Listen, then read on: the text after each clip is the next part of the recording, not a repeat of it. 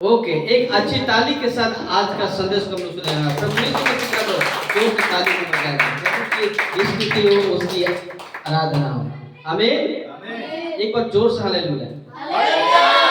आमीन। ओके, लिखा है यहाँ पर MMB church west Singhbhum Jharkhand Pashchim Singhbhum का जो मसीह मंथन बैठक का चर्च जो है जो पश्चिम सिंहभूम में चलता है, जिसके चलते यहाँ पर खरी शिक्षा का प्रचार होता है।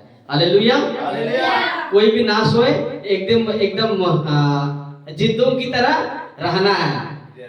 मसीह मंथन बैठक के सभी विश्वासी जीवित कलीसिया हैं और मरे हुओं की तरफ ऐसा नहीं रहना। हालेलुया। इसीलिए एमएमबी चर्च से कोई भी लल्लू पंजू वाला बात आपको नहीं मिलेगा। यहाँ पर हीलिंग सीलिंग ब्लेसिंग वाला टाइप वाला संदेश आपको नहीं मिलेगा। यहाँ पर सिर्फ और सिर्फ आपको मिलेगा तो प्रभु यीशु मसीह की खरी शिक्षा। खरी शिक्षा। हाँ, खाना नहीं खाएंगे तो जो सब बोलेगा ताकि हम सुनो। ओके, नाउ यहाँ से जो बोल रहा है, यानी मैं बोल रहा हूं, मैं कोई reverend father deacon bishop pastor नहीं हूं। मैं एक प्रभु यीशु मसीह का एक छोटा सा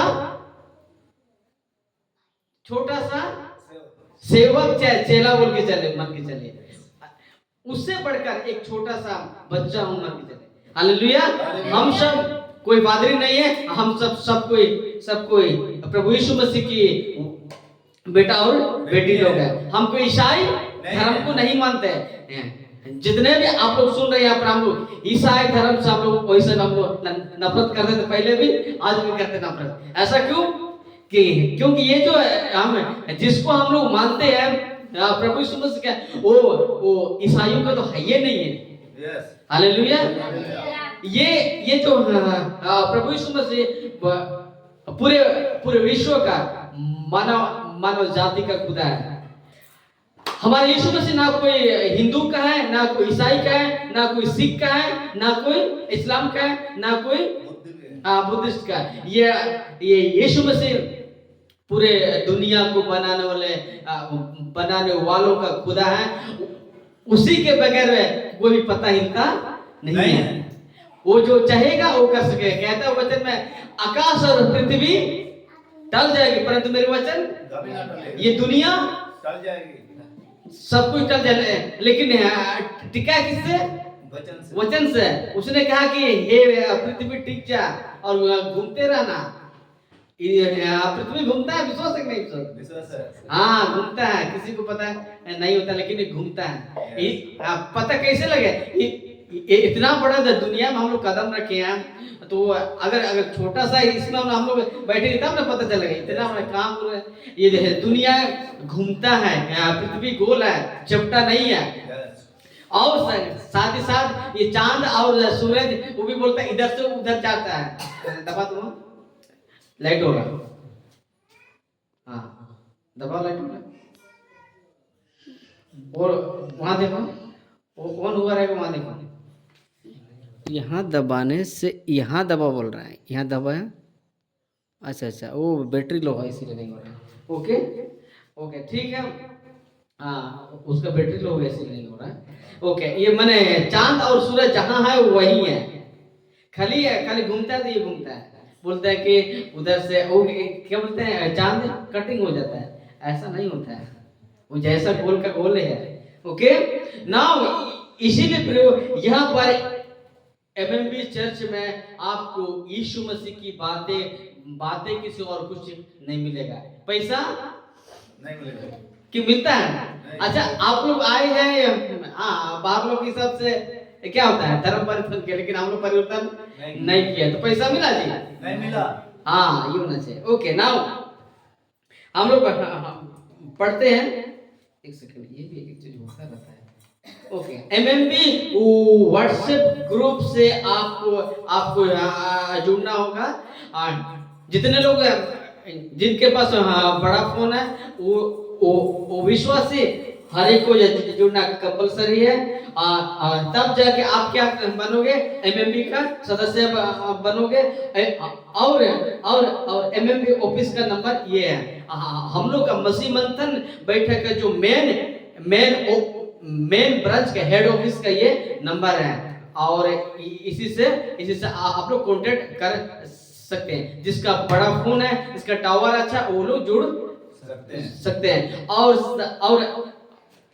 और साथ ही साथ एमएमबी के जहाँ कहीं चलता है, उसका जो मैंने लीडर के अधीन में सबको रहना है। Hallelujah hallelujah. नाउ लिखा है अब एमएमबी जो जो जो भी उसमें ज्वाइन होगा, सदस्य बनेगा, तो उसका बनेगा एक जो आईडी कार्ड बनेगा। अभी शुरू नहीं हुआ है, लेकिन वो बनने का अभी ये चल रहा है। आईडी कार्ड बनेगा, जिसके चलते आपको आपको आपको आपका शादी विवाह अर्पण का आपको सर्टिफिकेट भी आपको दिया जाएगा। ओके, नाउ हम लोग बढ़ते हैं प्रियो। एमएमबी का जो मकसद आपको बता रहे हैं। मसीह मंथन बैठक का मकसद क्या है? उसका मकसद है खुद एजुकेट होना है और दूसरों को एजुकेट करना है। और कौन सा मकसद को लेके? मत्ती किताब 28 का 19 और 20 को है, जिसमें महान आज्ञा हम सबको दिया है। एमएमबी का एक ही मकसद है कि खुद भी शिक्षित हो और दूसरों को भी शिक्षित करना है। खुद भी सीखो और दूसरों को भी सिखाओ। वही है मसीह मंथन बैठक का उद्देश्य, जिसके चलते वो कल परसों का जो मीटिंग में थे, क्या दिया बोला सर जवाब? जो फाइटर और जो लेजी है, डरपोक है, या तो खुद से लेफ्ट हो जाए या तो मैं उसको लेफ्ट कर दूं। इसीलिए बहुत एमएमबी का जो सर हम लोग का जो डायरेक्टर बहुत स्ट्रिक्ट में है। वो कोढ़िया और डरपोकों को विश्वासों को पसंद करता ही नहीं है। परमेश्वर का राज डरपोकों का तो है ही नहीं है। प्रकाशित हुआ क्या 21 का 8 आप पढ़े हैं? तो स्वर्ग के राज्य में डरपोकों का कोई काम नहीं है। हाँ, वो लोग का नीचे है। इसीलिए मसीह मंथन से लोग नफरत करते हैं कि आपका कल्ट ग्रुप ऐसा है। ए भाई, बैठ के तो देख एक बार, दूध का दूध, पानी का पानी हो जाएगा। इसीलिए मैंने मसीह मंथन बैठक का एक ही मकसद है कि खुद भी सीखो और दूसरों को भी सिखाओ। जैसे कि मत्ती 28 का 19-20 के अनुसार जैसे लिखा है कि सारे जातियों में सुसमाचार प्रचार का जो विश्वास करे उन्हें पिता पुत्र पवित्र आत्मा के नाम से बपतिस्मा दो, और देखो मैं जगत का अंत है तुम्हारे साथ रहूंगा। इसी को बोलते हैं महान आज्ञा। जो इसको जिसके पास इसका मिशन है ना, वो क्या डांसिंग हीलिंग करने में बिजी नहीं रहेगा, और वही लेके हम लोग चलते हैं कि महान आज्ञा को लेके चलते हैं। कौन? मसीह मंथन पर। अब आज आपको बहुत अच्छा लगा। हाँ, गीत आप लोग सीख रहे, आगे आ रहे हैं, यही बड़ी बात है जी। यही तो हम लोग देखना चाह रहे हैं। और ये जो भजन संहिता पढ़ने का जिम्मेवार हम लोग उसको दिए हैं, और वैसे अगर कोई पढ़े लिखे बच्चे आ जाएगा, बड़ा हो जाए, तो हम लोग उसको दे देंगे। अभी भजन संहिता की तब हर समय वो पढ़ेगा। अगर आप जॉब में नहीं जाएंगे तो आपका काम है लीडरशिप करना, छोड़ेंगे किसी को नहीं। हाँ, जो सीखते जाएगा उसको, क्योंकि यहाँ खुद भी सीखे। और देखिए, हम ही लोग चलाएंगे वर्शिप, हम ही लोग प्रीच करेंगे, तो कब सीखोगे? यहाँ खाना खाने मत आना। हाँ, अब हमारी दीदी किसी को ऐसा फ्री में खाना मत देना, ठीक है? ओके ना, मैंने समझ गए एमएमबी का जो मैंने उद्देश्य क्या है? खुद भी सीखो और दूसरा को भी सिखाओ। आमीन आमीन। देखिए इधर से आज का विषय, हाँ मेरे प्रियो, मेरे साथ कम से कम यहाँ से लेकर अभी से लेकर कम से कम आधा घंटा बने रहेंगे। कोई भी इधर उधर ना देखे। बहुत इंपॉर्टेंट टॉपिक मैंने रखा, और मैंने जो प्रभु ने जो बातों को हमको दिया, उस वो भी वचन से अलग से हमको प्रकाशन नहीं देता है। हम उस पर विश्वास नहीं करते हैं। जो वचन है वही वही मेरा गॉड है, वो वही मेरा होली स्पिरिट है, वो वही मेरा यीशु है। ऐसा क्यों? क्योंकि यीशु को ढूंढने के लिए हम पहाड़ नहीं जाएंगे, नहीं मिलेगा। जोन एक का एक में क्या लिखा? आदि में वचन था, वचन परमेश्वर आ रहा, वचन ही क्या था? गॉड था। तो परमेश्वर वचन है, तो क्यों भाई अलग से तपस्या करने जाओ? भाई परमेश्वर तो आपको जो वचन है उसको पढ़ो ना भाई। हालेलुया। तो इसीलिए सबका फोकस होना चाहिए, सबका फोकस होना चाहिए। आज का विषय है पति और पत्नी का वर्ताव। बोलिए वर्ताव, बोलिए वर्ताव। ये वर्ताव पति और पत्नी के बीच में कैसा वर्ताव करना चाहिए, इस विषय पर थोड़ी देर हम लोग सीखेंगे। बड़ी ध्यान सुनिए, कोई भी इधर उधर पति पत्नी को ना देखे, पत्नी पति को ना देखे, ये क्या देखना है? हालेलुया। नहीं तो बाद में झगड़ा नहीं करना। ओके, सबको यहाँ देखिए। लिखा है आज का जो विषय है पति और पत्नी का बर्ताव। बोलिए बर्ताव, हाँ जोर से। ओके, लिखा है पति और पति पत्नी के बीच में झगड़ा यानी दरार क्यों होता है? सबको यहाँ पति पत्नी एक सवाल करते जाएंगे, पति पत्नी में झगड़ा क्यों होता है? फटक से दीजिए जवाब, शॉर्ट में, कहानी बना करके नहीं। पति पत्नी की बात नहीं सुनते और पति, हाँ वो तो बात नहीं सुनता तो झगड़ा में आता है। कारण क्या होता है? कोई उसी का कोई रीजन होता है। हाँ वही तो पूछ रहे, कारण क्या होता है? वही तो पूछ रहे कि कारण क्या होता है? पति पत्नी के बीच में सबसे ज्यादा गंदा झगड़ा किस कारण से होता है? एक दूसरे पे शौक करना और गलती नहीं मानने की खातिर, और तो ये चीज। हाँ बस वही जन बोल रहा, हम बाकी लोग ठीक है दोनों। ओके, लिखा है पति पत्नी के बीच में झगड़ा यानी दरार क्यों होता है? मैं आपको बताने जरा बड़े ध्यान सुनिए। अब बहुत सारे कारण हैं, उसमें से आपके बीच में एक ही कारण बताऊंगा। बहुत सारे कारण हैं, हर एक चीज में मैं समाधान हो सकता है, लेकिन एक चीज का समाधान है तो उसी कारण उसको मुंह में या तो टेप लगा दो या तो कुछ लगा दो, सबको इधर देखो। लिखा है पति पत्नी के बीच में झगड़ा यानी दरार क्यों होता है? तो उसका आंसर है आपसी प्रेम खत्म होने के कारण। आपसी प्रेम खत्म होने के कारण। देखिए जब होता है नया साल तो खूब प्यार होता है आपस में, खूब होता है प्यार, खूब होता है प्यार। जैसे 5 साल हो जाएगा, 3 साल 4 साल हो जाए, यानी दो से अगर 3 हो जाएगा ना, समझिए 2 से 3 हो गए तो थोड़ा सा वहां से लोचा शुरू हो जाएगा, वहां से थोड़ा थोड़ा करके शुरू हो जाएगा। जब जो बाहर वाला को तो हम बात नहीं करते, क्योंकि वो नशा करता है उसके विषय में हम बात नहीं करते हैं, बात करके भी क्या पता हम लोग का। हालेलुया। तो आप आपसी प्रेम, हाँ थैंक गॉड, ये होता है प्रभु का अनुग्रह इसमें। सो आपसी प्रेम का खत्म होने के कारण से सब झगड़ा होता है। वो है देखिए, सबको इधर देखिए, लिखा है, देखिए आपसी प्रेम क्यों खत्म होता है, उसका एक रीजन आपको बताता है, शक की बीमारी। शक की बीमारी, दरवाजा को कर दीजिए, सबका देख रहे दीजिए उधर। लिखा है शक का बीमारी, जिसके कारण से पति पत्नी का बीच में झगड़ा और उसका दरार पैदा होता है। वाइफ हस्बैंड के बीच में नहीं होना चाहिए। कौन सा बीमारी?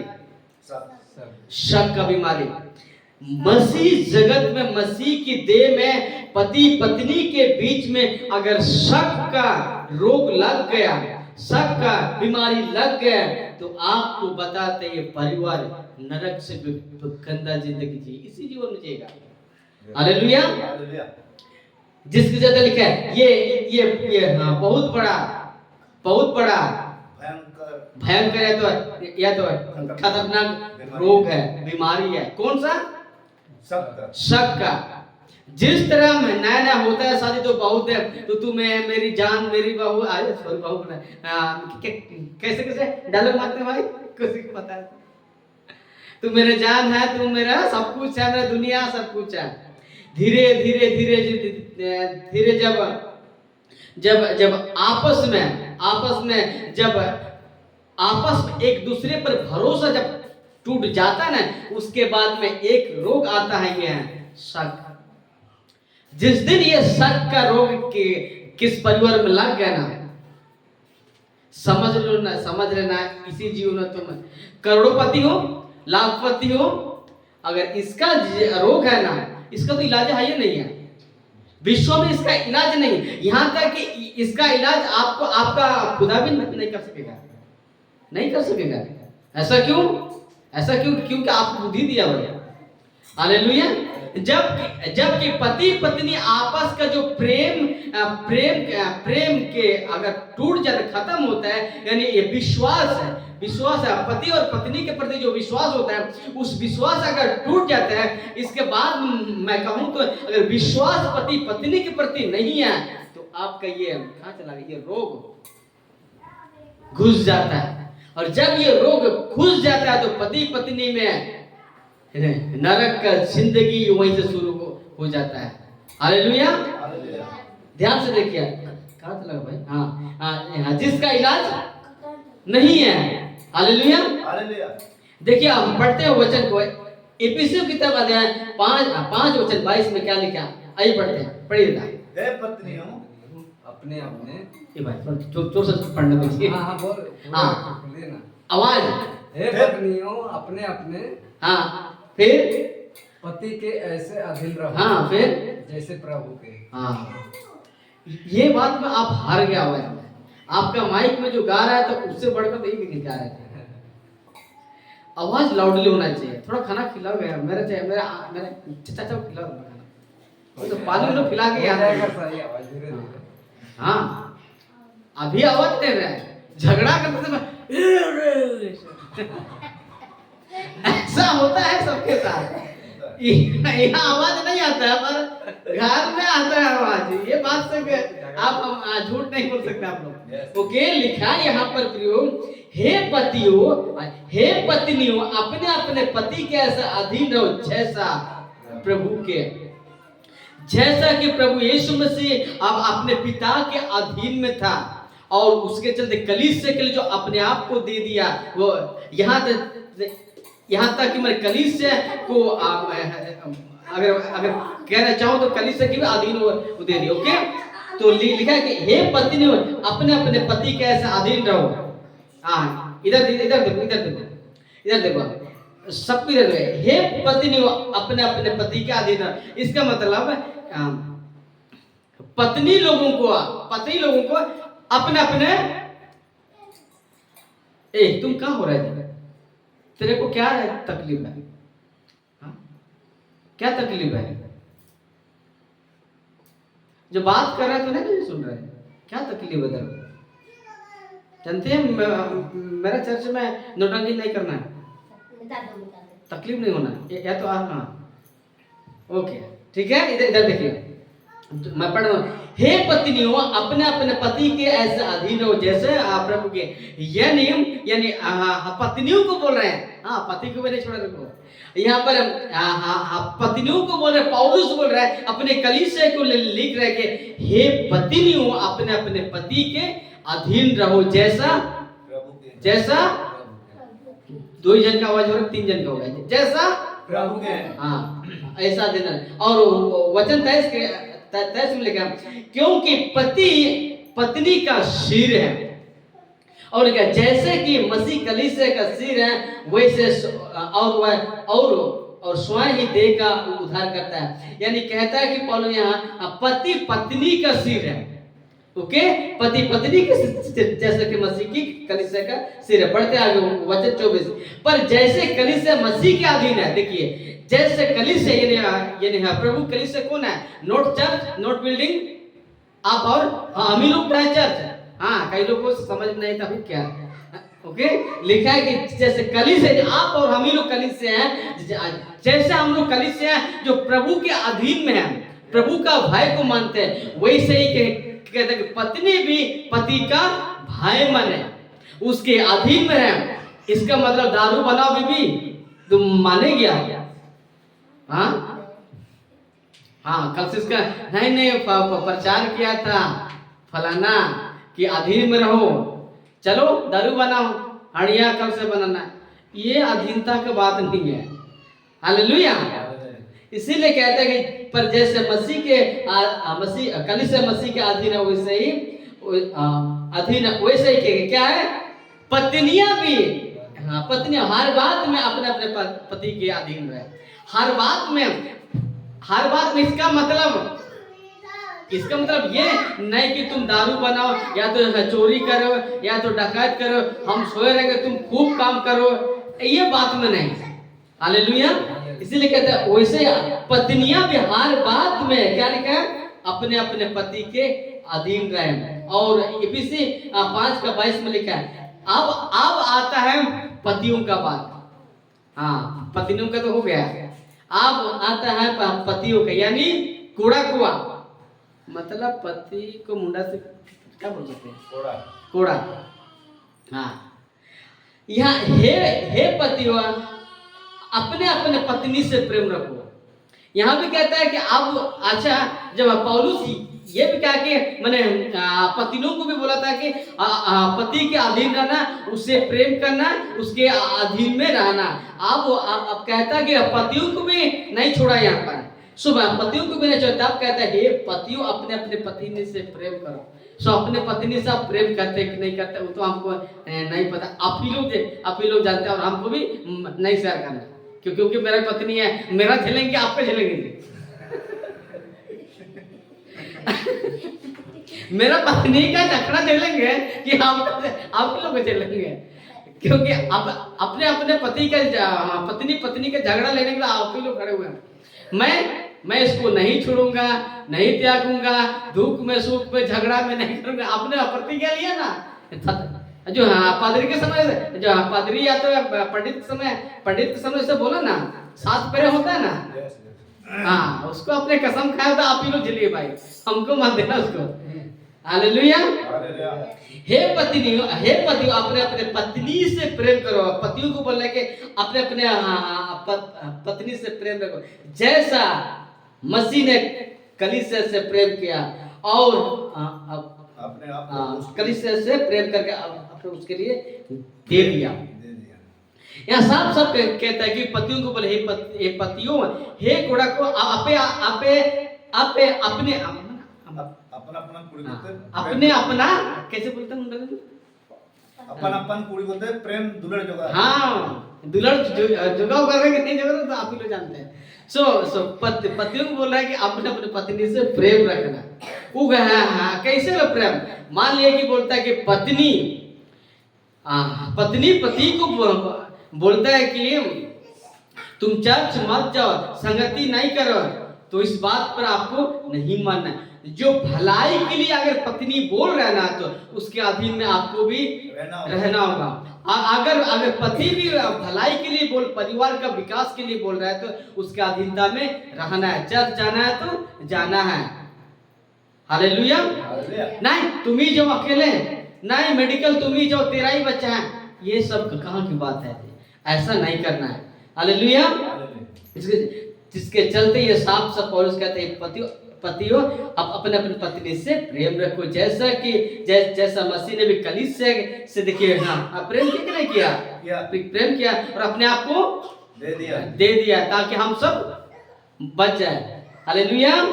अब इफिसी यहाँ पर 5 होना चाहिए, वो गलती से लिख गया, यहाँ 28 देखिए, वचन 28।